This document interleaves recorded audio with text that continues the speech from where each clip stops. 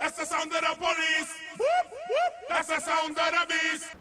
Alright, hey, what's going on? It's Marley here, and over the last couple of days I've put in about 7 hours into the Battlefield Hardline beta, and that's quite a lot considering it's a beta for a game that's only been out for about 2 days, and I found myself really falling in love with the game, which is kind of surprising considering that when Hardline was first announced, I thought it sounded shite. When I played the initial beta, I thought it was a bit shite, and I thought it was just a Battlefield 4 reskin that could have been done as DLC.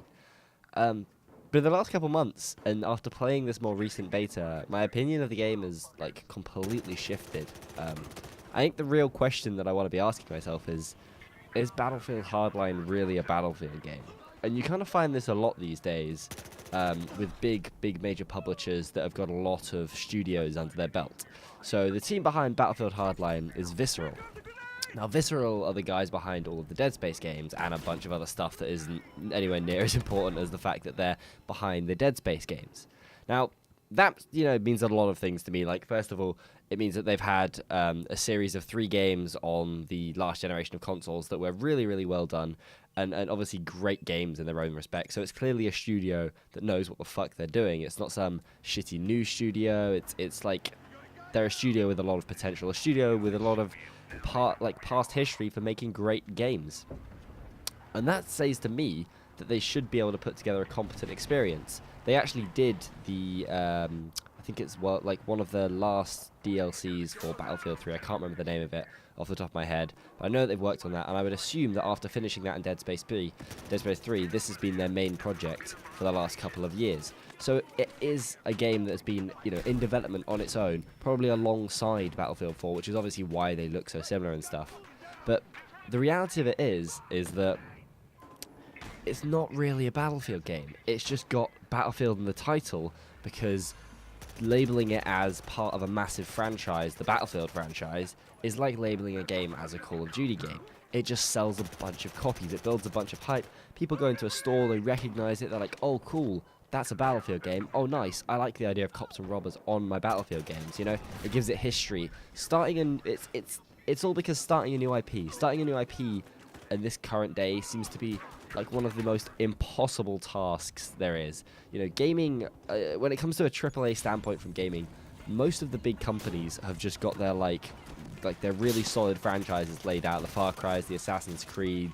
You've got standard Ubisoft formulas. You've got your sort of Call of Duties, your Activision style games, and it's like there's very set ways for you doing it. And launching new IPs is a really scary thing to do. Like, it can be really hard to pull off. Like, Medal of Honor games, they flopped, obviously, because they were kind of bad and stuff. But it's like, Medal of Honor used to be a really strong name back in the day when I was a lot younger. And nowadays, it's like, oh, God, that game, they fucking sucked. Even though I did enjoy the campaign in the first Medal of Honor game, for whatever reasons.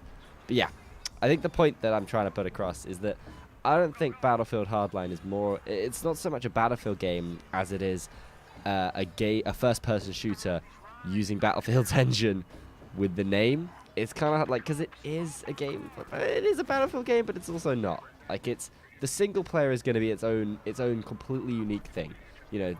What I've come to expect from any kind of shooter nowadays is that the single player is just a tacked on piece of garbage that's used to justify the sale and appeal to people who have never really played the games before. Like, the first time you play the game, like the first time you get into a Call of Duty game or something, if you're like 12, 13 years old, obviously it's your first one, like you go in, you play a single player, it's really cool, it's a good experience, it's a warm-up, But for people who've been playing the series for 8 or 9 years, they don't even bother to touch the single player because it's fucking garbage. It's garbage. I bought Advanced Warfare, didn't touch the single player because I knew the single player was garbage. Like, it's just how it works. Maybe it wasn't garbage or whatever, but that's how my mind works. Okay.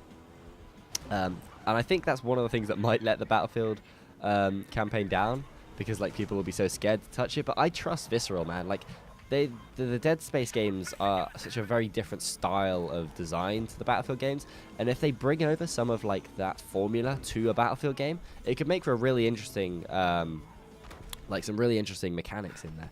And like after watching a bunch of the footage on the single player, like how it's all these different ways you could do non-lethal stuff.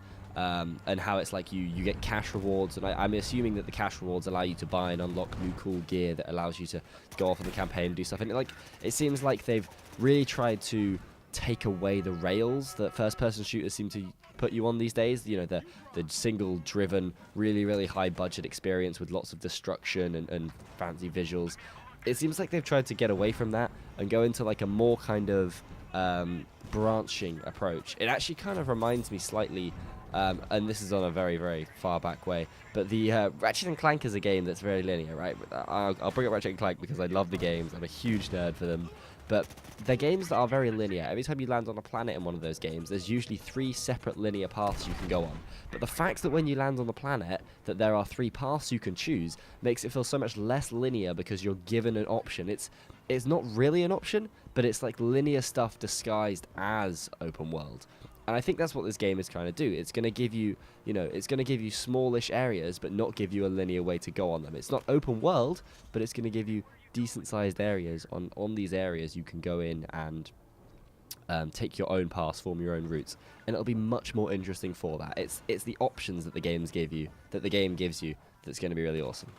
So yeah, Battlefield Hardline. I thought it was going to be shite at first. I've played a bunch of the multiplayer now, and the multiplayer is great. Hotwire is a fantastic game mode, and the single player, well, it looks really promising. So, what is, I think in a lot of people's heads, a tacked on Battlefield in between 4, 5, and Battlefront, which are, in my mind, going to be like the huge Battlefield games. They're really the ones everyone else are super pumped for.